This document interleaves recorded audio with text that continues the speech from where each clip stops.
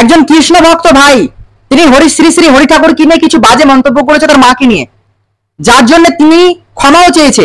আর কিভাবে ক্ষমা চেয়েছে আপনারা একটু ভিডিওটা দেখেন। পা ধরে নাও, যা কোনোদিন করবো না। অন্যায় করেছে, আশীর্বাদ কর। ও কেন, আমিও চাবো উনি আমার গুরু ব্যক্তি, আমার বড়। আমার ছেলের জন্য আমিও এই গোসাইর কাছে, পাগলা গোসাইর কাছে আমিও আজকে আলিঙ্গন করলাম। জয় হরি বল, জয় হরি বল। সব লাইভে আছে, চুপ করো, লাইভে বহুত লোক আছে। দাঁড়াও দাঁড়াও, আস্তে সাউন্ডটা কম করো। এবার তুমি বলো, বলো তুমি বলো, ঠাকুরকে বলো যে জীবনে আমি আর হ্যাঁ বলো জোরে। তোমাকে নিয়ে যে অপমানকর কথা বলছে বলবো না।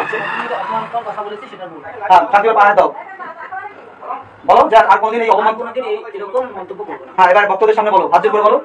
হ্যাঁ বলো। এবার আপনারা দেখেন মারা বোনরা, যত মিত্ররা ভিডিওটা দেখছেন, শ্রী শ্রী হরিচাঁদের ভক্ত তিনি কি করে ক্ষমা চেয়েছেন আর তিনি কিরকম মন্তব্য করেছেন আপনারা আগে শুনেন। গাড়ির মধ্যে ঢোকা বাঞ্ছ, তুই গীতা গীতা গীতা ছোট গীতা তোর গাড়ির মধ্যে ঢোকা।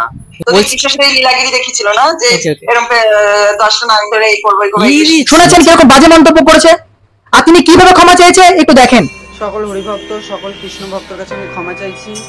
আমার গীতা সম্বন্ধে এই কথাটা বলা উচিত হয়নি।